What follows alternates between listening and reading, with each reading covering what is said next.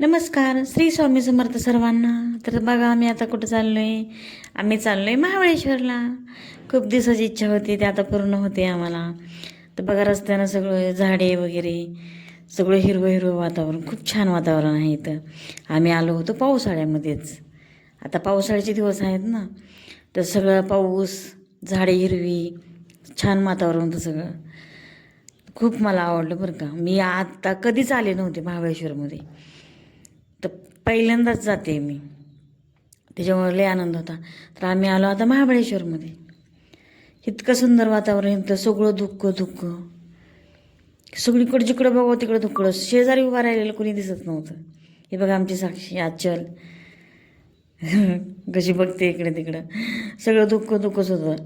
आता आम्ही इथं आता जर्किंग घेतलेत, हे रेनकोट, कारण की तिथं खूप पाऊस होता. पण एवढं मात्र करा, कधी पावसाळ्यात येऊ नका. तिथं काही दिसत पण नाही आणि काहीच नाही, आणि सतत पाऊस असतो. त्याच्यामुळं आलं तर थंडीमध्ये नाही तर उन्हाळ्यामध्ये जावा तुम्ही. आणि ही बघा आमची आचल कशी चालते पुढं, सगळ्याच्या पुढं. मी होती पाठीमागं, ती सगळ्याच्या पुढं चालते. ही बघा सगळीकडं धुकंच आहे. असली हवा होती विचारूच नका.